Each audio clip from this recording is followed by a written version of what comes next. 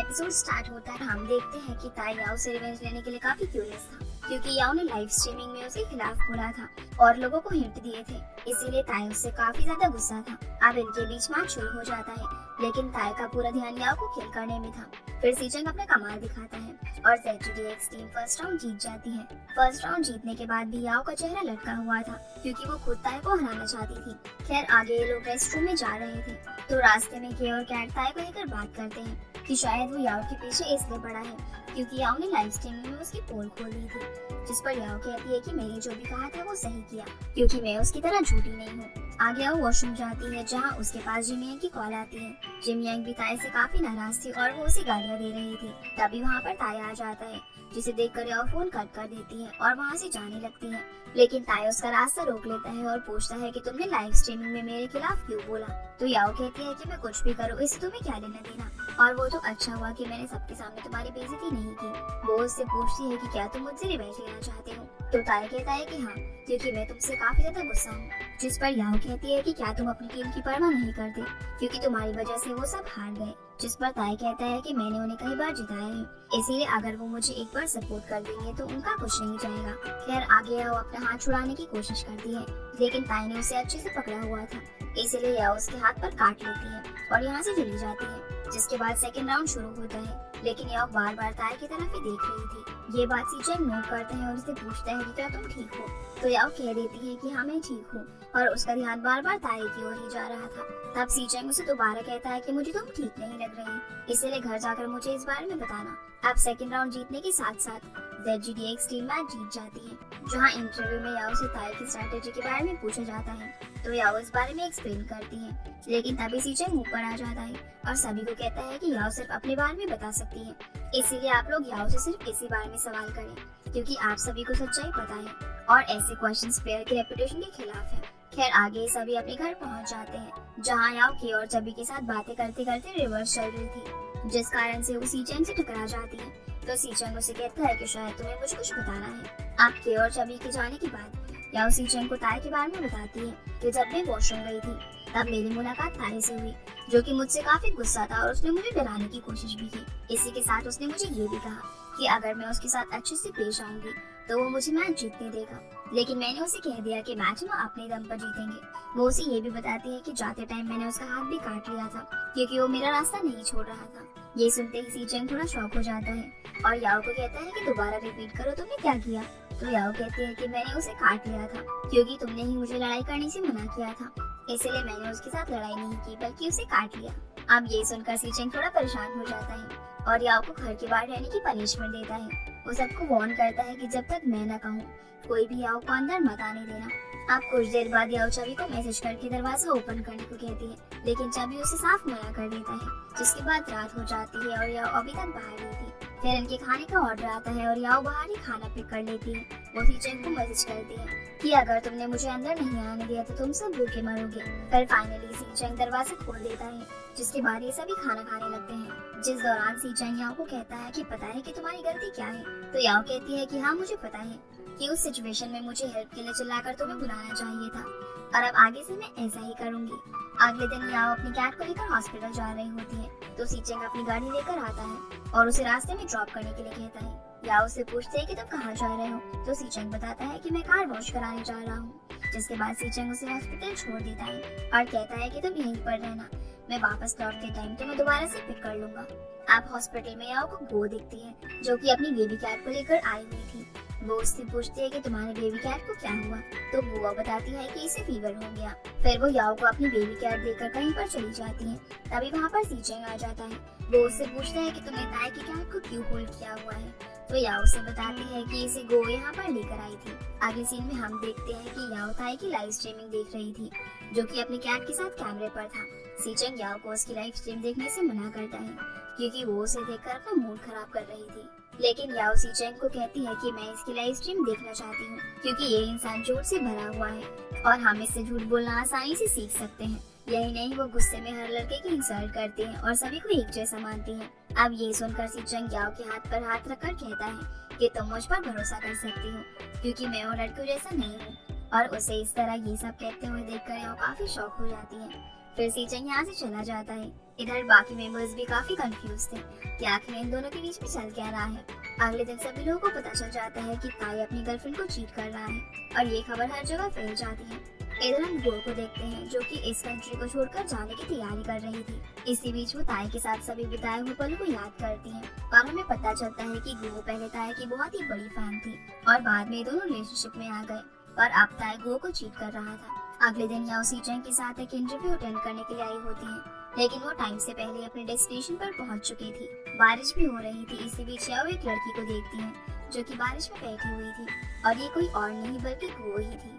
याओ उसके पास जाती है और उसे चीयर अप करने की कोशिश करती है, जिसके बाद याओ सीचेंग के पास जाती है, लेकिन वो काफी अपसेट लग रही थी। सीचेंग से पूछता है कि तुम्हारा अम्ब्रेला कहाँ गया, तो याओ कहती है कि मैंने वो किसी और को दे दिया। फिर वो कहती है कि बाहर हमारे फैंस हमारा वेट कर रहे हैं और वो लोग हमें अपने इमेजिनरी पार्टनर समझते हैं, लेकिन उन्हें नहीं पता कि वो जितना हमें ग्रेट समझते हैं हम उतने ग्रेट है नहीं। फिर याओ उसे गुओ के बारे में बताती है और कहती है कि मैं पहले उससे काफी नफरत करती थी, लेकिन अब मुझे उसके लिए बहुत ही बुरा फील हो रहा है और मुझे तो लगता है कि हमारी इंडस्ट्री इस काबिल ही नहीं है। जिस पर सीचेंग कहता है कि ऐसी बात नहीं है, सब लोग एक जैसे नहीं होते।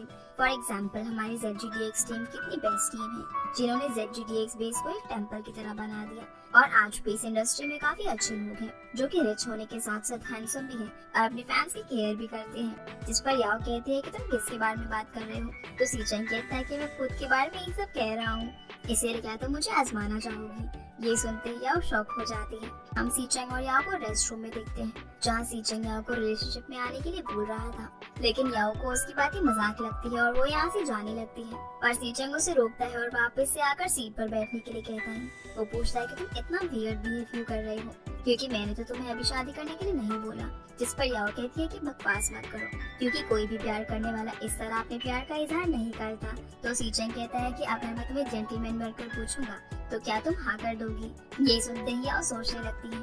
ये देखकर सीचेंग कहता है कि अगर मेरे सामने ताई और यांग आ जाते हैं तो मैं उन्हें पीट पीट कर मार दूंगा, क्योंकि उनकी वजह से तुम्हारा प्रो प्लेयर्स पर से विश्वास टूटा है। वो ये भी कहता है कि मैं तुम्हें काफी टाइम से प्रपोज करने के बारे में सोच रहा था, पर फिर मैंने इस चैंपियनशिप जीतने के बाद तुम्हें प्रपोज करने का डिसाइड किया, लेकिन अब मैं और इंतजार नहीं कर सकता, क्योंकि इंडस्ट्री के कुछ बुरे लोगों की वजह से तुम्हारे ऊपर बहुत ही इफेक्ट पड़ा है। पर याओ चुपचाप बैठकर उसकी बातें सुन रही थी और वो उसकी किसी भी बात का रिप्लाई नहीं देती। तो सीचेंग कहता है कि क्या तुमने कभी भी मुझे पसंद नहीं किया, मेरे प्यार एक तरफा था, और क्या मैं तुम्हारे इस खामोशी को रिजेक्शन समझूं। जिस पर याओ कहती है कि मैं तुम्हें रिजेक्ट नहीं कर रही, लेकिन जिस हिसाब से तुम ये सब कह रहे हो ये मुझे काफी वियर्ड लग रहा है।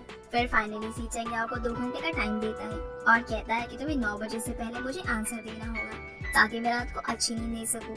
खैर आगे ये दोनों इंटरव्यू के लिए जाते हैं जहाँ इनसे ताई और गेम से रिलेटेड क्वेश्चन पूछे जाते हैं। जिसके बाद याओ वापस से घर जा रही होती है तो रास्ते में वो सीचेंग के साथ बिताए हुए मोमेंट्स को याद करती है और घर पहुंचने के बाद याओ सीचेंग का इंतजार करती है, क्योंकि 9 बजने से पहले उसे आंसर देना था। अब कुछ देर बाद सीचेंग घर आ जाता है और वो याओ से उसका आंसर पूछता है। साथ ही साथ वो उसे ये भी कहता है कि तुम जो भी बोलोगे उसे सोच समझ कर बोलना। अब याओ सोच में पड़ जाती है, तभी उसकी नजर सीचेंग की जैकेट पर पड़ती है जिसके अंदर से वो बेबी कैट झांक रही थी जो कि ताई ने गुओ को दिलाई थी। सीचेंग उसे बताता है कि ताई वापस से कोरिया जा रहा है, इसीलिए ये कैट मैंने तुम्हारे लिए उससे ले ली। अब फाइनली याओ उसे हक कर लेती है और सीचेंग समझ जाता है कि याओ ने उसे एक्सेप्ट कर लिया है। अगले दिन याओ जिमियन को अपने घर बुलाती है और उसे बेबी कैट और अपने रिलेशनशिप के बारे में बताती है। ये पता लगने के बाद जिमियन काफी खुश हो जाती है और उसके साथ बहुत ही मस्ती करने लगती है। आगे हम सीचेंग को देखते हैं जो कि याओ के साथ चैट कर रहा था, तभी उसके पास याओ आ जाती है और उससे पूछते हैं कि तुम किससे बात कर रहे हो। तो सीचेंग उसे बताता है कि मैं याओ से बात कर रहा हूँ और उसने मुझे बताया कि हमारी टीम के लिए कर्फ्यू लगा दिया गया है और हम 10 बजे के बाद किसी के भी साथ टाइम स्पेंड नहीं कर सकते। इसी बीच वो उसे ये भी बता देता है कि मैं याओ को ड्रिंक करने के लिए बुला रहा था। ये सुनकर याओ रियो को कहती है कि क्यों ना हमारे यहाँ पे कर्फ्यू अप्लाई कर देना चाहिए। तो रियो कहता है कि इसकी जरूरत नहीं है क्योंकि हमारे टीम मेंबर ज्यादा सेल्फ अवेयर है। जिस पर याओ कहती है कि नहीं, कि हमारे शूटर अभी अभी किसी को ड्रिंक करने के लिए इनवाइट कर रहे थे। तभी सीचेंग याओ का हाथ पकड़ लेता है तो यह हाथ छुड़वाने की कोशिश करती है, लेकिन सीचेंग ने काफी कसकर उसका हाथ पकड़ा हुआ था। तभी रियो याओ को कहता है कि शायद तुम्हारे बेबी कैट को भूख लग रही है। तो याओ बड़ी मुश्किल से अपना हाथ छुड़वाकर उसे चेक करने जाती है, जिसके बाद याओ अपने रूम में आ जाती है जहाँ उसकी दोनों कैट्स आपस में खेल रही थी। ये देखकर याओ उनकी फोटोज क्लिक करती है और पोस्ट कर देती है। तुरंत ही सीचेंग उसे रिप्लाई करता है कि मुझसे अच्छी लाइफ तो कैट्स की है जो कि एक दूसरे के साथ टाइम स्पेंड कर रही है। इसी बीच याओ अपने लैपटॉप पर एक पोस्ट देखती है जिसमें आजिया और जिमियांग के बारे में लिखा होता है कि जिमियांग आजिया की गर्लफ्रेंड है और वो आजिया के पैसों से ऐश करती है। सभी लोगों ने जिमियांग के बारे में काफी बड़ा चढ़ा कर लिखा होता है, जिस कारण से जिमियांग के लिए ये एक प्रॉब्लम बन जाती है। अब ये सब देखने के बाद याओ जिमियांग के पास मैसेज करके उसे ई स्पोर्ट फार्म पर जाने से और लोगों के साथ बहस करने से मना करती है। साथ ही साथ उसे अपने रिलेशनशिप की भी चिंता होने लगती है। तभी वो आजिया की लाइव स्ट्रीमिंग देखती है जिसमें आजिया सब कुछ क्लियर कर रहा होता है कि जिमियांग उसके पैसों से ऐश नहीं करती, बल्कि मैं तो खुद उसका दिया हुआ कीबोर्ड काफी टाइम से यूज कर रहा हूँ। इधर जिमियांग जिसे इन सब बैड कमेंट से कोई भी फर्क नहीं पड़ता और वो डायरेक्ट लाइव स्ट्रीम में आकर कह देती है कि हाँ, मैं तो अपने बॉयफ्रेंड के पैसों को यूज करती हूँ और रिसेंटली उसने मुझे कार भी गिफ्ट की है। इधर जिमियांग की ब्रेवनेस देखकर याओ उसे मैसेज करती है और उसे अप्रिशिएट भी करती है। फिर याओ रात में सोने की कोशिश कर रही होती है लेकिन उसे नींद नहीं आ रही थी। तभी सीचेंग उसे मैसेज करके पूछता है कि क्या तुम्हें नींद नहीं आ रही, तो याओ ना कर देती है। ये पता लगने के बाद सीचेंग पानी ले जाने के बहाने याओ के पास चला जाता है। सीचेंग को अचानक से देखकर याओ काफी सरप्राइज हो जाती है और सीचेंग उसे कबर्ड से क्लेम करके पूछता है कि क्या तुमने मुझे याद किया। पर वो नोटिस करता है कि याओ थोड़ी अपसेट है। वो उससे पूछता है कि क्या हुआ, तो याओ उसे कहती है कि ताई की वजह से नॉर्मल रिलेशनशिप पर भी काफी असर पड़ रहा है और लोग जिमियांग को बोल रहे हैं कि वो आजिया के ऊपर डिपेंड है। जिस पर सीचेंग कहता है कि जिमियांग पोर्शे चलाती है और आजिया तो उसे इतनी एक्सपेंसिव गाड़ी खरीद कर नहीं दे सकता और वैसे भी इसमें मेरी क्या गलती। तभी याओ सीचेंग को कुछ कमेंट सिखाती है जिसमें लोगों ने लिखा हुआ था कि आजकल की लड़कियां काफी हॉरिबल होती हैं और शुक्र है सीचेंग अभी सिंगल है, वरना वो उसके करियर को भी इफेक्ट करती। जिस पर सीचेंग कहता है कि तुम्हें पता है कि मेरी फैंस के ओपिनियन अलग अलग है, तो याओ कहती है कि हाँ मुझे पता है, लेकिन फिर भी तुम्हारे लिए सिंगल रहना ही बेहतर रहेगा। जिस पर सीचेंग कहता है कि अब मैं तुमसे अलग नहीं हो सकता और अगर कुछ गड़बड़ हुई तो इसकी पूरी जिम्मेदारी मेरी रहेगी। ये सुनकर याओ को थोड़ा रिलीफ फील होता है। तभी सीचेंग उसे कान में बोलता है कि क्यों ना हमें आज रात सोलो मैच खेलना चाहिए जो कि पूरी रात चलेगा। जिस पर याओ उसके इरादे समझ जाती है और उसे खींचकर अपने रूम से बाहर निकाल देती है। अगले दिन याओ YQCB और अल्फा टीम का मैच देखने आई होती है। तभी जिमियांग भी वहाँ पर आ जाती है क्योंकि वो आजिया को देखने यहाँ पर आई थी। इधर हम सीचेंग को देखते हैं जो कि दूर खड़ा इन दोनों को देख रहा था। तभी याओ के पास उसके कुछ फैंस आ जाते हैं और याओ से मिलकर ये सभी काफी खुश होते हैं और फाइनली मैच स्टार्ट होता है और याओ जिमियांग से मैच के बारे में बात करती है। लेकिन जिमियांग का मैच की ओर बिल्कुल भी ध्यान नहीं था, बल्कि वो अपने फोन में बिजी थी क्योंकि ये सारी गेम्स उसकी समझ से बाहर थी। तभी याओ कहती है कि देखो तुम्हारा बॉयफ्रेंड कितना अच्छा खेल रहा है। जिस पर जिमियांग कहती है कि वो कई दिनों से मैच को लेकर टेंशन में है, जिस कारण से उसके फॉरहेड पर एक पिंपल निकल आया और ये सुनते ही ताओ जिमियांग को घूरने लगती है क्योंकि वो मैच को लेकर सीरियस थी। लेकिन जिमियांग पिंपल के बारे में बात कर रही थी तो जिमियांग उसे कहती है कि मुझे ये सब समझ नहीं आता। खैर आगे YQCB फर्स्ट राउंड जीत जाती है, जिस कारण से YQCB के सारे फैंस काफी खुश थे। लेकिन याओ देखती है कि जिमियांग अभी भी अपने फोन में ही बिजी थी। याओ उससे कहती है कि क्या तुम थोड़ा सीरियस नहीं हो सकती क्योंकि ये तुम्हारे बॉयफ्रेंड की हाईलाइट मोमेंट है। लेकिन जिमियांग को कुछ भी समझ नहीं आ रहा था, बल्कि वो उसे ये बताने लगती है कि वो आजिया को कैसे मिली थी। अब उसकी बातों से इरिटेट होकर उसके पीछे बैठी आजिया की एक फैन जिमियांग की चेयर पर पैर मारती है और जैसे ही जिमियांग पीछे मुड़कर देखती है तो वो लड़की उसे कहती है कि मैंने जानबूझकर पैर नहीं मारा।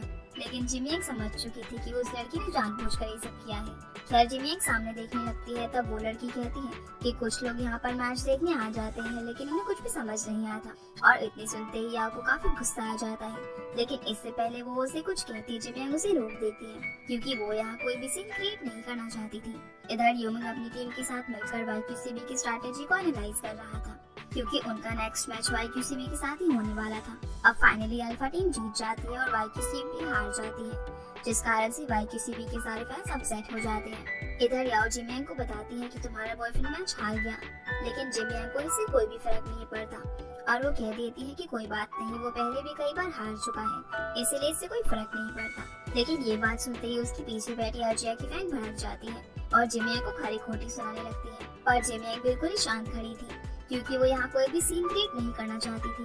तभी यहाँ पर आजिया आता है और जिमियांग को साथ में चलने के लिए कहता है, लेकिन जिमियांग आजिया को वापस से स्टेज पर जाने के लिए कहती है। तो आजिया कहता है कि तुम्हें ऐसे लोगों की बातों पर ध्यान नहीं देना चाहिए। जिस पर वो लड़की कहती है कि ऐसे लोगों से तुम्हारा क्या मतलब है क्योंकि मैं तुम्हारी फैन हूँ। जिस पर आजिया कहता है कि मैंने खुद आज तक जिमियांग से इस तरह से बात नहीं की और तुम होती कौन हो उससे इस तरह बदतमीजी करने वाली, और अगर तुम्हें मेरी गेम से कोई प्रॉब्लम है तो तुम्हें मेरे साथ ही इस बारे में बात करनी चाहिए, ना कि मेरी गर्लफ्रेंड के साथ। फिर आजिया जिमियांग को गोद में उठाकर यहाँ से ले जाता है अब रेस्टोरेंट में जिमी अजिया को कहती है कि क्या तुम पागल हो गए हो, तुम्हें ये सब नहीं करना चाहिए था, क्योंकि मैं तुम्हारे मैच को लेकर कुछ भी सहन कर सकती हूँ। जिस पर अजिया कहता है कि मैं पिछले कई दिनों से गुस्सा हूँ, क्योंकि लोग हमारी रिलेशनशिप को अलग ही तरीके से जज कर रहे हैं, और ये गेम या रिलेशनशिप या हारना जीतना मेरे खुद का काम है, वो तुम्हें इसमें क्यों ब्लेम कर रहे थे, इसीलिए मैं भला ये सब खड़े होकर कैसे देख सकता था, और अगर वो लोग तुम्हें स्कोर करते हैं तो तुम्हारे साथ उन्हें मुझे भी जज करना होगा, और वैसे भी ये होते कौन है हमारे रिलेशनशिप को जज करने वाले। अब आजिया की ये बात सुनकर जिमी यंग उसे चेयर अप करने की कोशिश करती है, और मैं जानती हूँ कि स्पोर्ट्स शुरू से ही तुम्हारा सपना था, लेकिन ये सब मेरी समझ में नहीं आया, पर अब धीरे धीरे सब कुछ मेरी समझ में आ रहा है, और मैंने प्रॉमिस किया था कि मैं हमेशा तुम्हारे साथ ही रहूंगी। ये सुनकर आजिया को थोड़ा रिलीफ फील होता है। फिर ये दोनों किस करते हैं। इधर याओ इन दोनों को देख रही थी, और जैसे ही वो वापस जाने लगती है तो अपने पीछे सीचंग को खड़ा हुआ देखती है। वो उससे कहता है कि जिमी यंग के लिए सब करना काफी टफ होगा, जिस पर याओ कहती है कि हाँ, क्योंकि वो ये सब सहन नहीं कर सकती, लेकिन फिर भी उसने सब कुछ सहन किया ताकि अजिया अपनी गेम पर फोकस कर सके। और पता नहीं फैंस को हम लोगों से क्या प्रॉब्लम है, क्योंकि अगर हम किसी को पसंद करते हैं तो कोई फर्क नहीं पड़ता कि वो पर्सन कोई सेलिब्रिटी है या फिर नहीं, और आखिर सेलिब्रिटी भी इंसान होते हैं, उनकी भी पर्सनल रिलेशनशिप होती है, तो इसमें गलत क्या। जिस पर सीचंग उसे समझाता है कि इससे फर्क नहीं पड़ता कि हम किससे प्यार करते हैं, क्योंकि हम पब्लिक फिगर हैं, लेकिन हमारा मेन काम है अपनी गेम पर फोकस करना। अब ये बात याओ की समझ में आ जाती है। फिर वो सीचंग को हक करके कहती है कि तुम कितने समझदार हो, लेकिन मैं इन सब बातों से काफी अफेक्ट हो जाती हूँ। जिस पर सीचंग कहता है कि हर कोई ऐसा नहीं होता, तो याओ कहती है कि लेकिन तुम ऐसे नहीं हो, और क्या तुम सच में काफी फियरलेस और स्ट्रॉन्ग हो। जिस पर सीचंग कहता है कि हाँ मैं हूँ, क्योंकि मुझे तुम्हें प्रोटेक्ट करना है। अगले दिन YQCB और ZGDX का मैच शुरू हो जाता है, जहाँ ZGDX काफी अच्छा परफॉर्म करती है, और फाइनली वो मैच आराम से जीत जाती है, क्योंकि इन्होंने पहले ही YQCB की स्ट्रैटेजी को समझ लिया था।